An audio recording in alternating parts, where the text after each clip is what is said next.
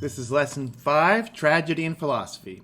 We're going to get more deeply into some core themes today, especially reason, freedom, humanism, individualism, integrity, and forethought, which really carry through the rest of this course. Now let's talk first about some of these themes in Greek drama. The art form of the play or drama began in ancient Greece, and the surviving works of the three greatest of Athenian playwrights, Aeschylus, Sophocles, and Euripides, focus on the individual's rights, responsibilities, and potential.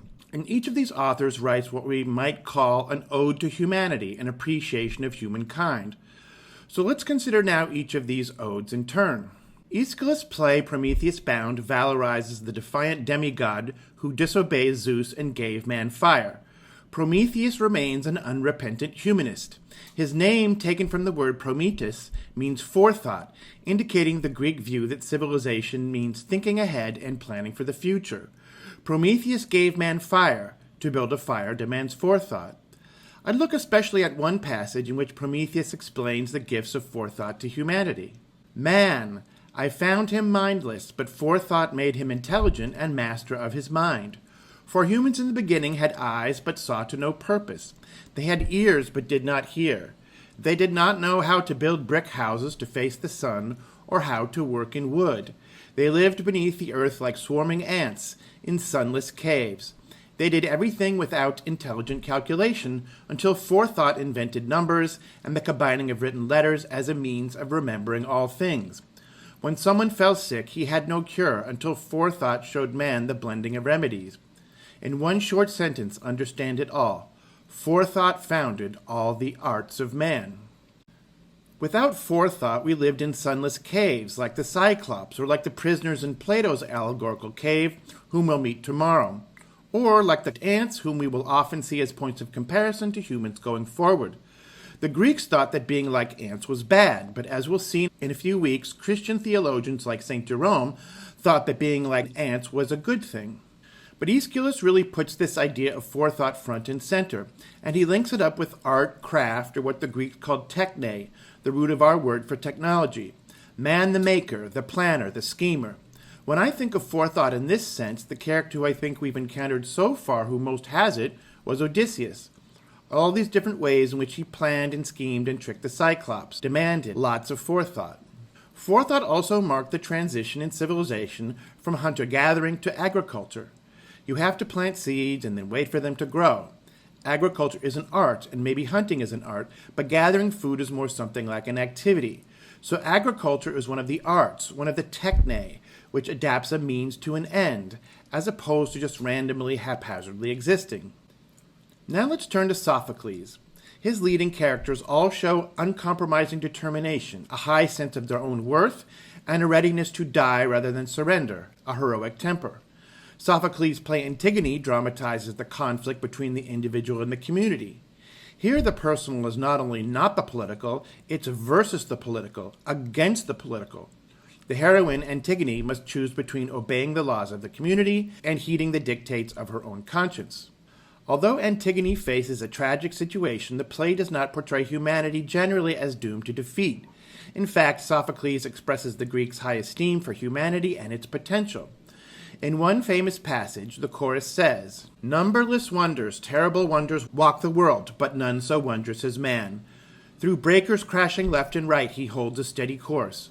Man the skilled, the brilliant, he conquers all, taming with his techniques. He rules the city with speech and thought. All this he has taught himself, and shelter from the frost and the shafts of lashing rain.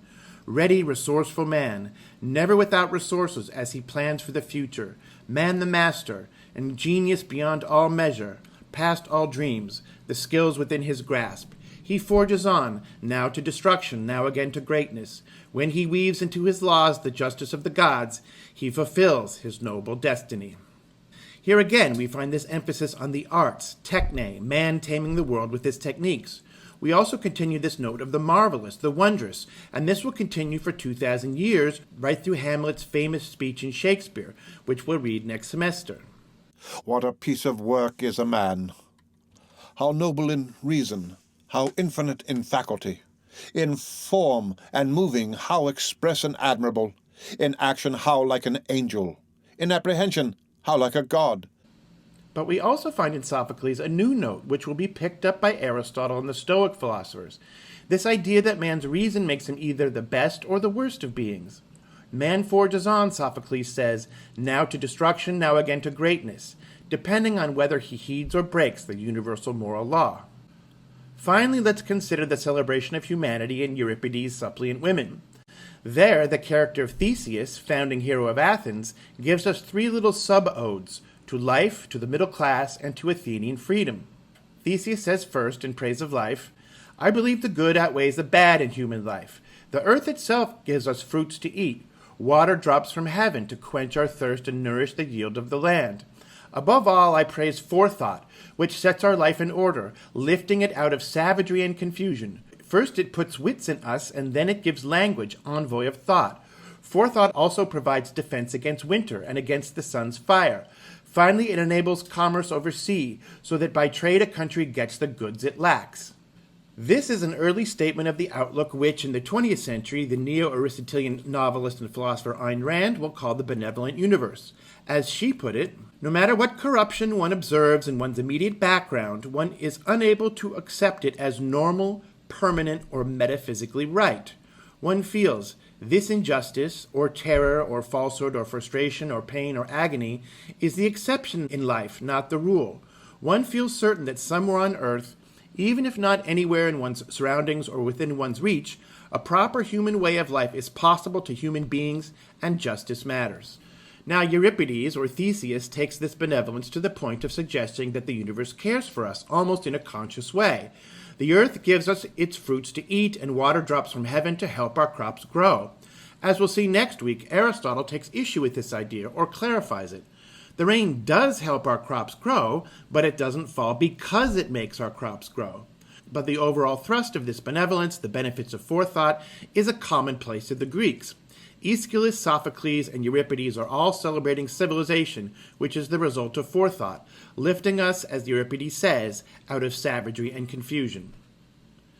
This idea of a benevolent universe also counters the lament we read yesterday in Plutarch, where Thales tells Solon he won't have children because he doesn't want to risk losing them. It's not worth having things you care about because bad things could happen. But here Euripides says it is worth caring about things because the good outweighs the bad in human life. And what is it that makes the good outweigh the bad? Again, it's reason, it's forethought, it's the best thing within us that overcomes the worst things and prevents them from defining our time on earth. Euripides also links up forethought with trade, which we talked about with Solon.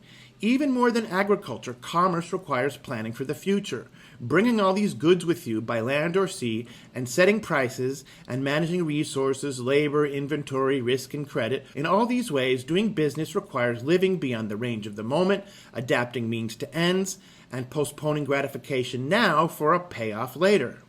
A couple other odes in the Suppliant Women. Theseus says, in praise of the middle class, we have three classes of citizens. The useless rich always lust after more. The poor live in want, a menace, ridden with envy and fooled by demagogues, stinging owners with their malice. The middle class saves cities, guarding the community order. So we get this idea of political order and the middle class being key to it, and we get the valorization of the bourgeois, which we saw in Homer's Odyssey and which we'll see again in Aristotle. Finally, Theseus says, in praise of Athens and its political system, this city lives free, ruled by no one man. The people reign. The poor man has an equal share in power. Nothing ruins a city more than an absolute ruler. For first, the city lacks common laws. One man has power and makes the law his own. There's no equality. With written laws, people of small resources and the rich both have the same recourse to justice. If the poor man has the better case, he wins against the powerful. Hear the call of freedom. When the people master the land, they welcome youthful townsmen as their subject. But when one man rules, he finds this hateful, and if any one of the nobles seems smart, he fears for his despotic power and kills them. How can a city become strong if someone takes away, cuts off smart young people like ears of corn in a spring field? We see here this great Western idea of freedom, defined as the rule of law, not men. That becomes a very big idea, and we hear it still today in Western democracies. But we also get here this new note, this idea that tyrants persecute talent. whether from fear or envy. So tyranny, a lack of freedom, the failure to limit the power of government, makes life less excellent and the universe less benevolent. This is an idea that critics of communism or socialism still hit on in a big way. There's a reason why most of all the important technologies in the last 100 years were developed in the United States, these critics say, and none of them were developed in tyrannical societies like Russia and China. This idea that talent and merit should not be persecuted is one which we find also in the philosopher Heraclitus, whose fragments we'll turn to now. Heraclitus, along with Thales, changed the Western way of looking at the world and how it works. During Homer's day, people believed that gods controlled nature, but in the 6th century BCE, Greeks living in Ionia on the coast of modern Turkey began to see nature as a system governed by laws that their minds could discover. They sought natural rather than supernatural explanations. This new approach marked the birth of philosophy. The Western tradition in philosophy, which spread from ancient Greece, emphasizes argument, reasoning, and asking questions, instead of believing things simply because someone important or popular or powerful says so. Heraclitus was one of the first of these philosophers. He flourished on the Ionian coast around 500 BCE. He preferred peace and quiet to crowds. Eventually he departed for the mountains, where he lived on grass and herbs. So here we really find this idea of what we later called monasticism, which we will find in a big way in Christian monks, but we'll also see it in philosophers like Diogenes, whom we'll meet in a few days, and we'll see it in misfit intellectuals like Henry David Thoreau, whom we'll meet next semester. Heraclitus connects the question of human nature with the problem of how humans should act. And as far as we can tell, he's the first one to do philosophy in this way, as a system of interlocking ideas. Now, in terms of this system, let's look first what Heraclitus says about law, because it's really the foundation of his system. He says, "The people should fight for the law like their city wall. We must base our strength on that which we all share, just as the city relies on the law. For one divine law nourishes all human laws. One must follow the universal law, namely, that which seems common to all. But although the law holds universally, most people make exceptions for themselves." We'll find ourselves coming back to this passage a lot in the coming weeks, especially this idea that we should all obey one objective moral law, but each of us tends to want to live subjectively as a moral law unto ourselves. Heraclitus uses the metaphor of sleeping and waking to describe those who live objectively and those who live subjectively. Those awake live in one ordered universe common to all, but in sleep each man turns away from this world to one of his own. You must not act and speak like someone asleep. And this metaphor of sleeping and waking is one which we still find today in neo-Zen thinkers like Sam Harris, who write books and have podcasts with titles like Waking Up. Heraclitus goes on, "The best men choose one thing rather than all else, immortal fame through excellence." So here we are in the Homeric tradition of Achilles and Hector. But in contrast to these godlike heroes, the great mass of men don't fulfill their potential. And so Heraclitus rants against these slackers, whom he calls the mob. The mob satisfy themselves with basic things like well-fed cattle.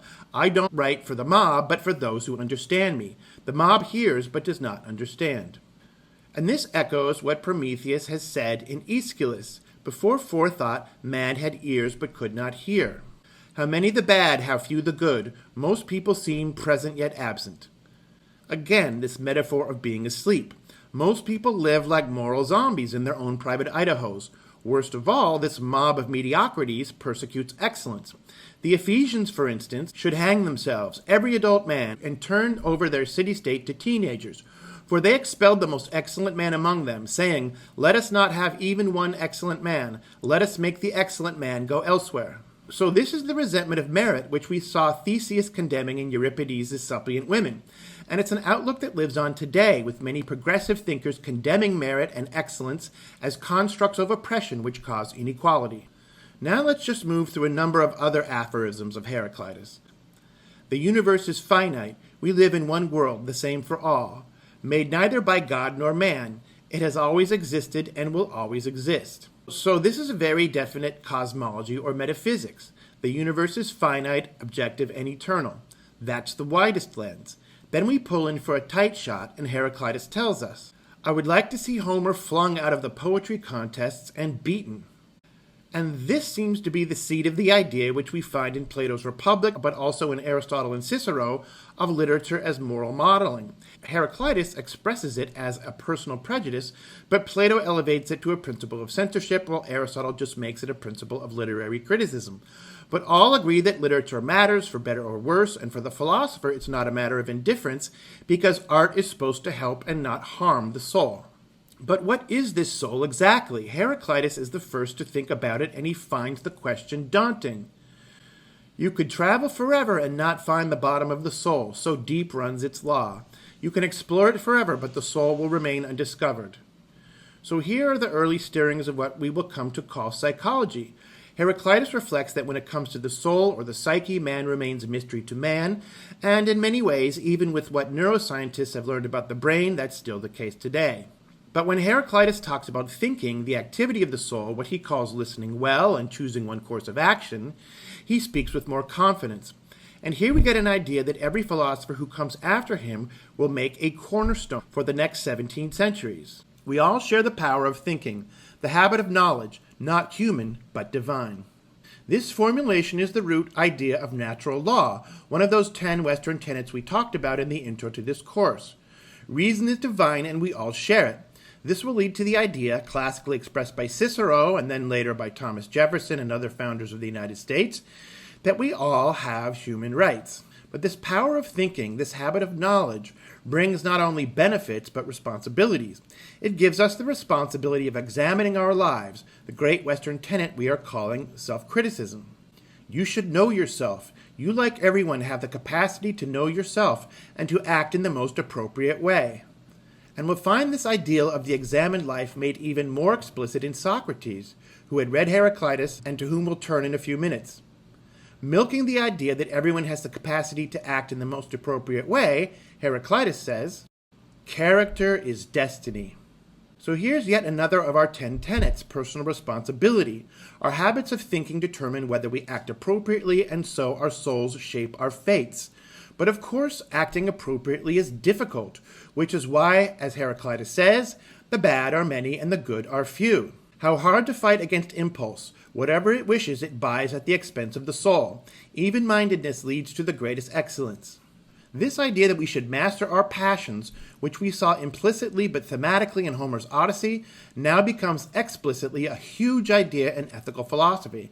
In fact, controlling emotion becomes probably the single biggest idea in ethical philosophy before Christ. Heraclitus takes this concern with curbing desire to the point where he almost seems to side with Thales, advocating renunciation. If you don't hope, you won't find the unhoped for, since no trail leads to it and no path.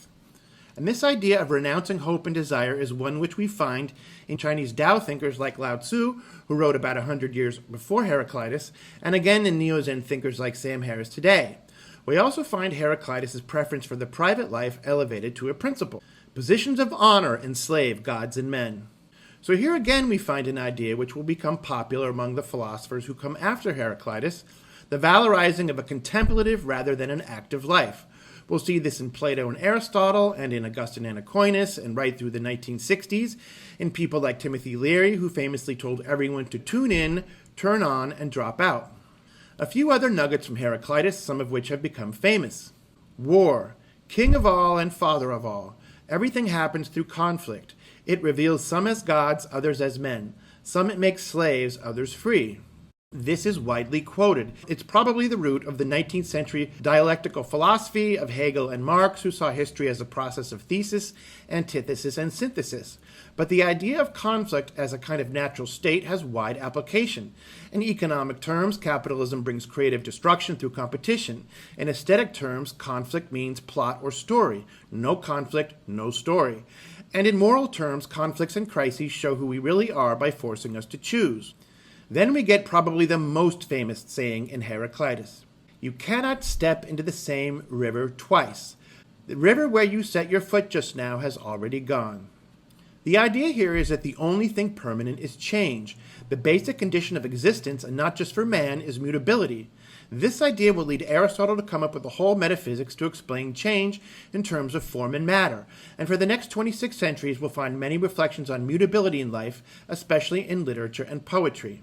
Finally, Heraclitus gives us this idea of philosophers attacking other philosophers or other supposed wise men, often ironically. He says of one of his predecessors, "Pythagoras may well have had deep learning, yet he claimed to remember details of past lives, living in one as a cucumber and in another as a sardine." So we see here this idea of disputation and of reducing intellectual rivals to absurdity, which will become a high art in Socrates.